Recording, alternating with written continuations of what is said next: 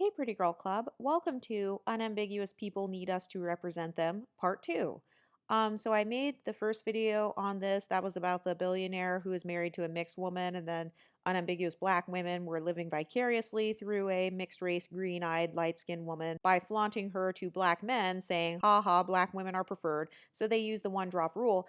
And now, after begging for crumbs of the beauty standard for the past several decades, unambiguous monoracial dark skinned black women are finally getting the representation that they deserve.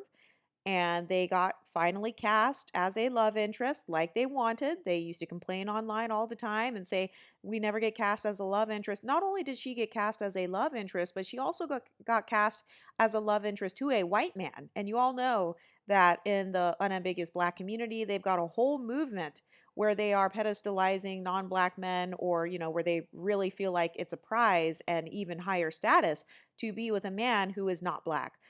So this girl has got the dream role, right? She's got the role that they've been fighting for. She's finally being seen as the love interest, and on top of that, she is actually in her natural state. So she actually looks very natural. She's showing her natural beauty. She's not wearing like a whole bunch of contouring to make her nose look smaller. She's not wearing a straight lace front. They finally got someone who represents the majority of unambiguous black women in America. And instead of celebrating their newfound visibility, they decided to say that this woman is ugly and doesn't accurately represent them. The reason that they're saying that is because they don't like having a combination of broad facial features with dark skin and type 4 hair. I've noticed that in the unambiguous black woman community, you cannot have all three of those features at the same time and be considered beautiful. So they prefer to have a dark skinned exotical represent them. When I use the term dark skinned exotical, what I'm talking about is a woman who is dark skinned who benefits from either texturism or featureism. So this girl here, she does not benefit from texturism or featureism because we all know that texturism usually is against type 4 hair, and we know that featureism is usually against these exact features that this woman has. She looks completely unambiguous, which is fine. There's nothing wrong with that. But apparently, in the unambiguous community, there is something wrong with looking unambiguous. And these women expose themselves every single time. So not only did they go out of their way to say that this woman is basically not pretty enough to be in this role, but a lot of these women are in this constant state of psychosis to where they won't admit that Francesca actually looks like how a lot of these women look. Like, the women on Lipstick Alley, the women who talk shit about my channel, the women who follow the black empowerment spaces, the majority of those women are closer to this woman's phenotype rather than like Zendaya's. And so a lot of these women do not like seeing themselves in their natural state. And this is exactly what I've been saying for years. These women will beg to be seen at the forefront, but then when they finally are, and then once they experience the same type of bullying that Ice Spice or all these other people may have experienced, like, because by the way, every celebrity has been called ugly. So, and by the way, I'm not trying to discount her experiencing racism and stuff like that, because I definitely don't agree with any of that. But a part of what happens though when you're a pioneer like Francesca is you're going to have a lot more backlash, because not only are you talented and you have like broken a lot of stereotypes, but you are also creating a whole new sector. Like, you're paving the way for a lot of women who look like you. And so Francesca's in the position of being a pioneer, which means that her critiques are going to be even worse than somebody who's kind of just following somebody else, or a person who has already had the way kind of paved for them. And so this is exactly what I'm talking about. Unambiguous black women, they complain like we're not being visible, but then when they finally get a chance to be pioneers, such as Normani and now Francesca, then suddenly the person is not good enough, that person is not pretty enough, and they actually tear down their own community. They tear themselves back down, and then they want to push us to the forefront. Those of us who benefit from either colorism, texturism, featureism, or mixed race privilege, they push us, Zendayas, to the forefront and say, no, never mind. We don't want to represent ourselves. Let's just go back to having Zendaya represent us. Let's go back to having Ice Spice, who has these exact same facial features. Let's go back to Ice Spice representing us instead of Francesca. And that's because a lot of unambiguous black women won't admit that they don't like unambiguous black women. Unambiguous black women do not like unambiguous black women. They do not like seeing their own image. They did this with Viola Davis. They did this with the women who got photographed by that one lady where they tried to say she was a colorist because she showed people like Lupita Nyong'o and Viola Davis in their natural state. So I've noticed that a lot of unambiguous women, they don't like seeing themselves in their natural state, and they especially don't like seeing themselves in their natural state and being called ugly. And obviously that's understandable. I mean, I don't like it when people show somebody who looks like me and they call them ugly, but instead of me joining in and saying, yeah, Ice Spice is ugly or so and so is ugly, Tiny T.I.'s wife is ugly. No, instead of me joining in, what I will do is I'll actually make videos promoting that woman's beauty. But the problem with unambiguous black women is they never created their own beauty standard. Their beauty standard for themselves is number one, you have to have a small nose. I've noticed that even when they choose the darkest black women from Africa as their beauty standard, that black woman has to have a small nose. I have never seen the unambiguous black community choose beauty standards where the woman is African American or where she's West African and has a broad nose with full lips and a broad jawline and 4C hair. I've never seen it. Not once. You have to have a small nose, according to them, if you want to be a dark skinned standard of beauty. So oftentimes they'll choose these women with these smaller, keener features, or they will choose a dark skinned woman who looks like Francesca, but she has curlier hair, like a looser hair texture, or she has to have like a lighter skin tone. So Francesca, she is not benefiting from any isms. And so now the internalized colorism, texturism, and featureism has really jumped out in the unambiguous community. And this is why I say they need us to represent them, because they don't want to see themselves. I've noticed that a lot of unambiguous black women, when they finally do get to the forefront, Normani, Francesca, they can't take the heat. They can't take when people critique them. They take it more personally, in general. And I'm not necessarily talking about Normani or Francesca themselves. I'm talking more so about their fans. I've noticed that the fan bases of women like these, they tend to try to make these people into victims to the point where even some dark-skinned black female rappers have come out and said, hey, stop trying to equate me to colorism. Even Keke Palmer, remember when she was compared to Zendaya and people said, oh my God, it's so colorist because Keke Palmer failed and Zendaya is like popping, and Keke Palmer is nowhere near Zendaya's level. And even Keke Palmer came out herself and said, first of all, bitch, stop comparing me to light-skinned people. I am not underprivileged. I'm not a victim. So a lot of them have such a deeply internalized victim mentality to the point where a lot of dark-skinned black women themselves don't even want to be the pioneers and don't want to be the representation of dark-skinned unambiguous black women, because a lot of these women have had a problem coming together. A lot of them have had a problem creating their own beauty standards. And if you look at the unambiguous content creators in black empowerment spaces, oftentimes their content focuses on all of the negative aspects that come with dark skin, all of the negative aspects that come with broad features, all of the negative aspects that come with 4C hair, all of the negative parts of dating, all of the negative parts of Francesca's experience. Nobody's talking about how talented she is, how she is not afraid to represent her natural beauty. Nobody's talking about how much self-love is required for you to even show yourself publicly in your natural state and be confident enough to do that. Nobody's talking about that. Oh no, they would rather project this trauma victimhood image onto Francesca, or they will straight up say she can't represent us.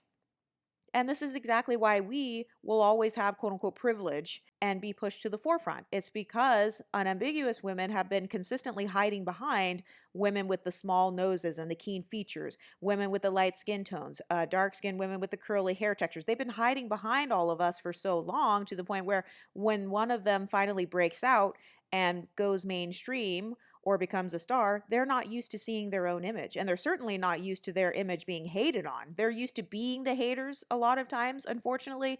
And so I've noticed that they ended up doing this to Francesca by kind of rage baiting. Has anyone noticed how the unambiguous black female community is actually, they're very susceptible to falling for rage baiting? I think part of this comes from them centering their identities around trauma a lot of times. And so when they see, oh, Francesca is experiencing racism, then suddenly, they just blow it up and like make it even bigger.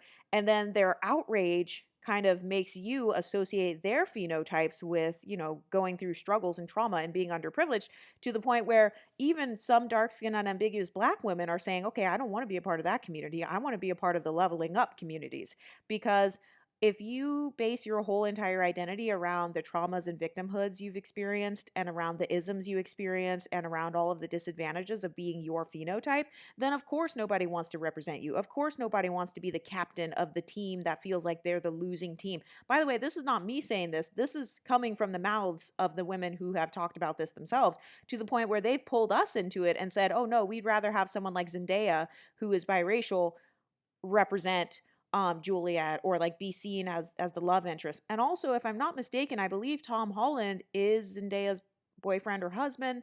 I'll double check that to make sure. But another thing I've noticed is not only did these women beg for beauty representation, they finally got it and then they weren't satisfied, but then these women got mad at Tom Holland, who's a white man, for not standing up for Francesca and for not like defending her basically. So do you see what I mean about how when you constantly put yourself in the beggar's position, you will forever be at the bottom because you're begging others to be your representation, you're begging other people to defend you, you're begging the white man to validate you and protect you, you're begging to get out of black spaces and to separate yourselves from like your own black men, you know, have how they have their gender war thing going on or whatever. And then they get mad when they see channels like mine where we are just minding our business and calling out hypocrisies. Also, a lot of the unambiguous women in the divestment movement were making talking points such as white men prefer dark-skinned black women who are natural with the 4C hair. Okay, so according to that talking point, Francesca would be the preference for white men, right? So where was this energy from Tom Holland? I thought Francesca was the preference. I thought that they preferred dark-skinned black women with the 4C hair and the broad features and they're repping their natural beauty. So what happened to that talking point? I don't see those women coming up on my channel anymore. And this is exactly what I'm talking about. Everyone wants to be the boss, but no one wants to pay the cost. And so when Francesca finally steps up and says, "Hey, I'm talented. I believe I'm beautiful enough to play Juliet. I believe that I can get this role." And she actually succeeds. Instead of celebrating her success and celebrating how phenomenal she is, nope, the unambiguous community decides to focus on the fact that she's not an exotical. She's not exotical enough to be cast as a love interest. Her nose is too big, her skin's too dark, her jawline is too broad, her hair texture is too tight. And this is why I say that our pedestal is not going anywhere because number one, not only are we over in this YouTube space building our own pedestals, building our own beauty standards, building our own YouTube channels. So that's number one. We're not in a beggar's position, constantly begging women of other phenotypes to represent our beauty. That's number one. But also, unambiguous women themselves don't want the pedestal that they say they do. Because when they finally have it right now, with Francesca, she has the pedestal right now. Instead of being wise enough to understand, oh, she has a beauty pedestal right now. She has status. You know, she's Juliet. She is being cast in a Shakespeare classic. No, instead of celebrating the fact that she has a beauty pedestal and that they have this corrective promotion that they've been begging for the past decades, instead of celebrating that, notice how Chrissy is silent on this. She didn't say shit about Francesca. She didn't say anything to celebrate her. She's not making a video about it. So instead of celebrating this newfound pedestal that this woman has, oh no, her own community is going to tear it down. And her own community is going to make talking points such as she looks too unambiguous, basically, in order to be cast as a beauty interest. And another thing that I've seen some African Americans saying is basically she's too black, like even us African Americans don't look like that. And you know damn well that's a lie. I went to an HBCU that was filled with thousands of African Americans, and the majority of them actually did look more like Francesca versus Zendaya or Beyonce. And it's funny because if a woman's light skinned, people love trying to pretend that all the black community, that everybody's just light skinned. The most common phenotype in the black community is Francesca's. The most common phenotype in the monoracial black community is Francesca's, which is why they put black women with small noses on a pedestal. They put black women who are dark skinned with the smaller, keener features or the curly hair, they put those women on a pedestal. Why? It's because their phenotypes have more ambiguity because they look closer to non-blackness. I don't like when they call it Eurocentric features. I think they just don't have a terminology for it. And what they're really trying to say is you have features that do not look like the unambiguous West African features. Because notice how whenever people talk about featureism, they're talking about featureism against the wide, flat noses and the full lips along with that broader jawline, kind of like that Azalea Banks jawline. I'm not saying it in a negative way, but kind of like a almost like a square type of jawline or just a broad face. I've noticed that that's what they do not want to see. They don't want to see the broad features combined with dark skin and type 4 hair because that's not beautiful to them, even though the majority of the women in the black community have those features. And so this is why a lot of unambiguous people need us to represent them because they're scared to represent themselves. They're scared to see themselves on a spotlight because they don't want other people. They're scared of the criticism, basically. I've noticed a lot of them, they're scared of white men not liking them or whoever being racist against them. So they will hide behind the Zendayas. They'll hide behind the horn African women with the keener features. They'll hide behind the light skinned women with the West African features. They'll hide behind the dark skinned women with the type 3 hair textures in hopes that people won't be able to tell the difference when we know that obviously anybody with eyes can tell the difference between keen features and broad features. They can tell the difference between curly hair versus very kinky hair. And so once they finally get the spotlight, notice how a lot of them can't handle the spotlight. So all these decades that were spent trying to rip other women off the pedestal or like take women down and try to talk shit and say, well, so and so's mediocre. Ice Spice is mediocre. So and so's mediocre. All that time you spent talking about other people being mediocre, when you finally get one of your own, and this is about the third or fourth time because they did this to Viola Davis, they did this to Simone Biles and Gabby Douglas, they've done this, and now they've done this to this girl here, to where, oh, and they did this to Normani as well. None of those women are pretty enough to represent them because they don't think they're pretty in a lot of cases, and this is proof of that. So I'm sorry to say it that way. I'm not trying to say it in a mean way. Obviously, on this channel, we celebrate all of the different features, including the West African features. We celebrate dark skin on this channel. We celebrate 4C hair on this channel. However, this phenotype here, this unambiguous phenotype, is the only phenotype that is not centered on this channel because the unambiguous community has had decades and they've had thousands of YouTube channels to support their phenotype. So don't you find it funny how I'm the main one talking about this from this perspective? Meanwhile, I haven't seen a lot of unambiguous content creators celebrating the fact that they are finally getting the corrective promotion that they've wanted for so long. Anyway, what do you ladies think? Let me know in the comment section and I'll talk to you next time. Stay pretty, ladies.